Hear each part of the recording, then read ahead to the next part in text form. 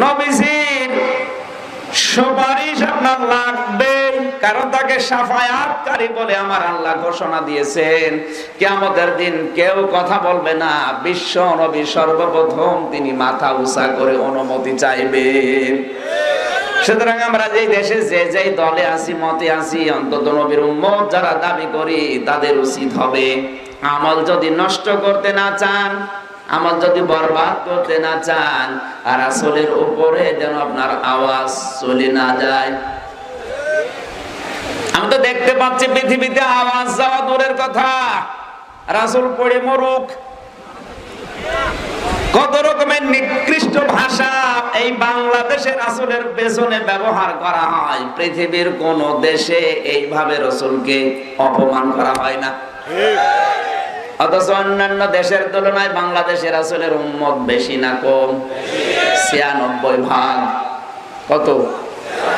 100 জন মানুষ যদি থাকে এই দেশে 96টা রাসূলের উম্মত দাবি করে, বাকি 4 জন বাদ দিয়ে 96 জন উম্মতের সামনে কেউ যদি কিছু বলে, আর আপনি যদি রাসূলের বৈধ উম্মত হয়ে থাকেন, অবশ্যই আপনাকে আপনার বাবার বৈধ সন্তান হলে যা করেন ওটা করা লাগবে।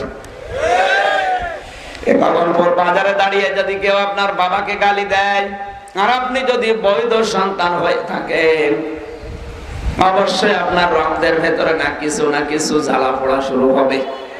আর আপনার যদি অবৈধ হয়ে থাকেন, আপনি আপনার বাবার ঠিক নেই, তাহলে আপনাকে গালি দিলেও আপনার কিছু হবে না, কারণ আপনি তো বাবার বৈধ সন্তান না। আপনি কি কথা বোঝেন?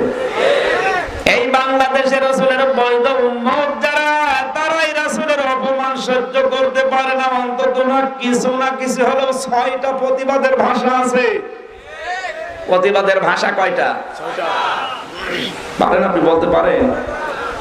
প্রতিবাদের ভাষা আমরা জানি 6টা। কোরআনে কারিমে আয়াত নাযিল করে আমার আল্লাহ ওয়ালতাকুম মিনকুম উম্মাতুন ইয়াদউনা ইলাল খায়র, এই আয়াতের ব্যাখ্যায় আমি হাদিস পেয়েছি, বুখারী শরীফের হাদিস। বিশ্ব নবী বলেন, আবু সাঈদ খুদরি রাদিয়াল্লাহু তাআলা আনহু থেকে বর্ণিত, তোমাদের সামনে যদি মানবতা বিরোধী, ধর্ম বিরোধী, ইসলাম বিরোধী, নবী বিরোধী কোনো কাজ হয়, আল্লাহর নবী অপমান হবে এরকম কোন কর্মক্ষেত্র তৈরি হয়, অবশ্যই তোমাদের 3টা কাজ করা লাগবে ঈমান ঠিক থাকতে হলে। মান র মিনকুম দিয়েছেন, মিন কানা মিনকুম, তোমাদের যে কোনো মানুষের সামনে যদি সমাজ বিরোধী গর্হিত কোন কাজ আরম্ভ হয়, ফালিয়ুগায়্যিরহু বিয়াদিহি, তোমাদের উচিত হবে অবশ্যই সে যেন তার হাতের দ্বারা ওটা বন্ধ করে দেয়। কিসের দ্বারা?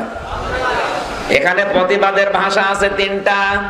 আরে হাদিসটা ব্যাখ্যা করে আমি প্রতিবাদের ভাষা বানিয়েছি 6টা। যেহেতু ডিজিটাল যুগ এখন, ওই জামানায় হয়তো এইগুলো ছিল না, এজন্য নবীজির কথা ছোট, ব্যাখ্যা বেশি। আল্লাহর নবী এখানে ব্যাখ্যা দিয়েছেন 3টা, আমি একেবারে বিস্তারিত করে 6টা বানিয়েছি, আপনি মেলাবেন। 1 নম্বরে নবীজি বলেন সে যেন তার হাতের দ্বারা বন্ধ করে। এখানে হাত বলতে শুধুমাত্র এই হাত না, হাত মানে ক্ষমতার হাত, হাত মানে আইনের হাত, হাত মানে টাকা পয়সার হাত, হাত মানে প্রভাব প্রতিপত্তির হাত। এই কথা বলছেন না? বিশ্ব নবী এখানে ইয়াদুন শব্দটা দিয়ে যেটা জানাতে চেয়েছেন, আমার উম্মতের ভেতরে যে যেই পর্যায়ে থাকবে তাকে ওই জায়গা থেকে অন্যায়ের প্রতিবাদ করা লাগবে। এটা নফল না, এটা ফরজ। এক কথা বলেন না কেন? আল্লাহর নবীর অপমান মানে এটা সবচাইতে মানবতা বিরোধী অপরাধ। কারণ মানবতার জন্য নবী যে যা করেছেন পৃথিবীর কোন বিশ্ব নেতা করতে পারে নাই। কথা বলেন না কেন? বিশ্ব নবী হওয়ার পেছনে যতগুলো কারণ, বিশ্ব শব্দটা যার তার আগে লাগানো হয় না। আজ অনেকেই বিশ্ব নেতা দাবি করছেন, কিন্তু বিশ্বের জন্য অনেকেই অনেক কিছু আঞ্জাম দিতে পারে নাই। আল্লাহর নবীকে বিশ্ব নবী, বিশ্ব নেতা বলা হয় এই কারণে, কারণ তিনি যা করেছিলেন শুধুমাত্র এলাকার জন্য না, সারা বিশ্বের জন্য। কালো এবং সাদার যে পার্থক্য তিনি দূর করে সব সমান করে দিয়েছেন। ওটাকে শুধু আরব জাহানে না, বিশ্বের সকলের জন্য। وَكَذَلِكَ أَوْحَيْنَا إِلَيْكَ قُرْآنًا عَرَبِيًّا لِتُنذِرَ أُمَّ الْقُرَى وَمَنْ حَوْلَهَا وَتُنذِرَ يَوْمَ الْجَمْعِ لَا رَيْبَ فِيهِ فَرِيقٌ فِي الْجَنَّةِ وَفَرِيقٌ فِي السَّعِيرِ। জোরে বলেন আল্লাহু আকবার। সূরা সূরার এই আয়াতটা একটু খেয়াল করেন। আল্লাহ তাআলা বলেন, হে নবী, আপনার প্রতি এই কোরআন আমি ওহী করেছি আরবি ভাষায়। কি ভাষায়? আওহাইনা ইলাইকা কুরআনান আরাবিয়্যা। কেন? লিতুনযিরা উম্মাল কুরা ওয়া মান হাওলাহা। আপনি এই কোরআন দিয়ে উম্মাল কুরা মানে মক্কার আশপাশে যারা আছে তাদেরকে সতর্ক করবেন। ওয়া মান হাওলাহা, আর এর আশপাশে যারা আছে, আশপাশ বলতে তামাম দুনিয়া। এই হাওলাহার ভেতরে ব্যাখ্যায় দেখবেন এটা শুধুমাত্র মক্কা শরীফ, জেদ্দা, তায়েফ, আল কাসিম, দাম্মাম, রিয়াদ না। এটা বলতে আল্লাহ পাক জানিয়েছেন, হে নবী, আপনার আশপাশ বলতে তামাম দুনিয়া। এজন্য বিশ্ব নবী ছিলেন শুধু এলাকার নবী না, সারা পৃথিবীর। আল্লাহ পাক তার রাসূলের মুখ দিয়ে বলাচ্ছেন, ওলিয়া ইউহান্নাসু ইন্নী রাসূলুল্লাহি ইলাইকুম জামিআ। হে নবী, আপনি দুনিয়ার মানুষকে এই কথা জানিয়ে দেন, আমি শুধু মক্কা মদিনার নবী না, আমি তোমাদের সকলের জন্য রাসূল হয়ে এসেছি।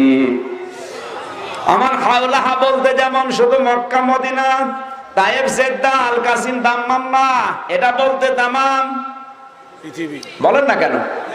এই জন্য নবী ছিলেন বিশ্ব নবী, বিশ্ব নেতা, বিশ্ব।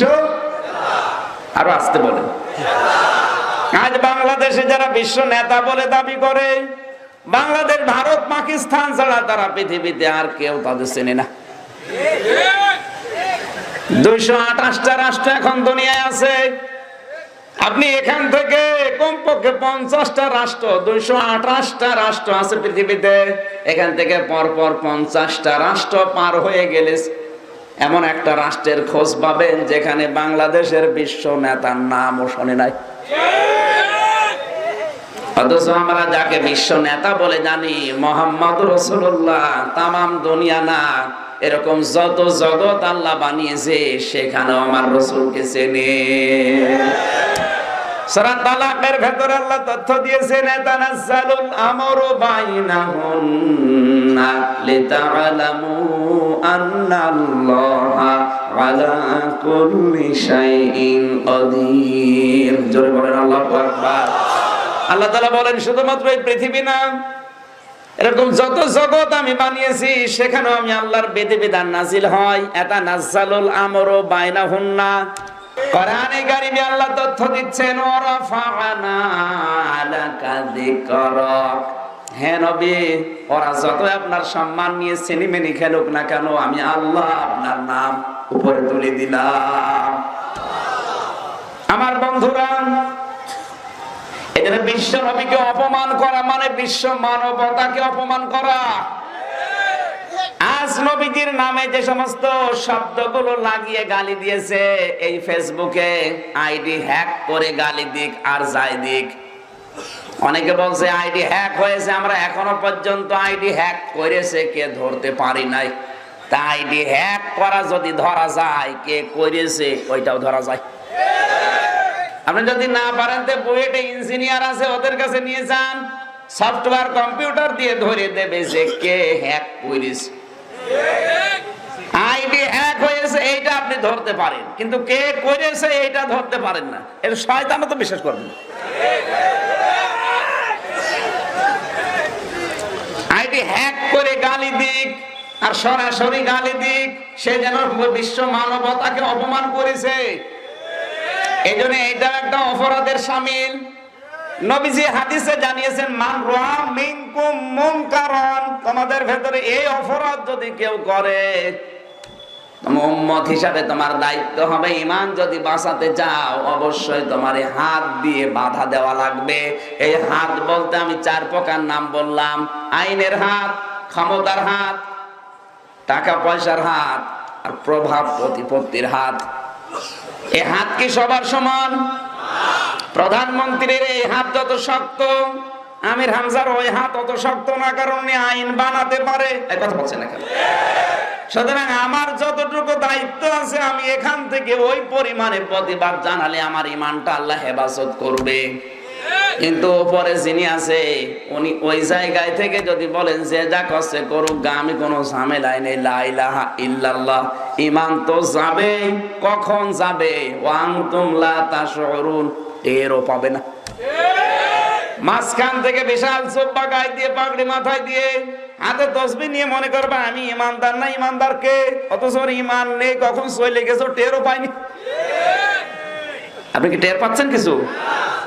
এখানে প্রথমে আল্লাহর নবী এদন দিয়েছেন। আমরা মনে করি এদন মানে শুধু এই হাত, না, এদনের 4টা ব্যাখ্যা আমি পেয়েছি। সুতরাং যে যেখানে আছেন ওই জায়গা থেকে আপনাকে এদনটা কাজে লাগানো লাগবে। আপনি যদি আইন প্রণয়ন করার ক্ষমতা রাখেন, আইন পাশ করে এই অন্যায় কাজ বন্ধ করবেন। আপনার যদি টাকা পয়সা থাকে, টাকা পয়সা খরচ করে হলে অন্যায় কাজ বন্ধ করবেন। আপনার যদি প্রভাব প্রতিপত্তি থাকে, লাঠির জোর থাকে, দরকার হয় লাঠি বের করবেন। আপনার যদি ক্ষমতা থাকে, ক্ষমতা প্রয়োগ করে হলেও এই অন্যায়টা বন্ধ করা লাগবে। আল্লাহর নবী বলেন আমি শুধু এত বড় দায়িত্ব দিয়েই শেষ করে দিয়েছি, মারামারি করে মরগা জানা।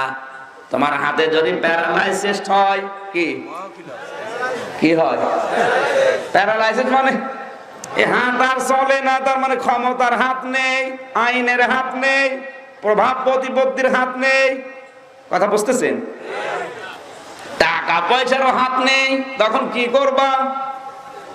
অবশ্যই তোমার মুখ দিয়ে এটা বন্ধ করার চেষ্টা করো, মিছিল করো, মিটিং বের করো, সংবাদ সম্মেলন করো, মানববন্ধন করো, মানুষকে জানিয়ে দাও যে এটা অন্যায়, এটা মানা যায় না। আল্লাহর নবী বলেন এই কাজেও যদি তুমি অপারগ হও, যে এটাও করা সম্ভব না, তাহলে তোমার অন্তর দিয়ে এই কাজটাকে ঘৃণা করবা আর সর্বাত্মক ভাবে চেষ্টা চালাবা, পরিকল্পনা করে যে এটা তুলিয়ে দেওয়া যায় কি করে। আসতে বলেন,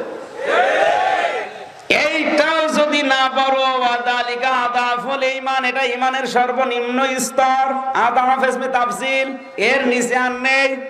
এইটাও যদি কোনো মুসলমান নামাজ পড়ে, রোজা রাখে, কোরআন পড়ে, তাসবিহ পড়ে, কিন্তু এইটাও করে না, অন্যায় একটা দেখলে হাত দিয়ে তো কিছু করে না, মুখ দিয়েও কিছু করে না, অন্তর দিয়ে পরিকল্পনাও করে না যে অন্যায়টা বন্ধ করা যায় কি করে, নবী বলেন ওর ঈমানই নেই। ও যত বড় আল্লাহর ওলি দাবি করুক, ও বেঈমান। এরকম বেঈমান দেশে নেই। আছে মানে আমরাই, আছে মানে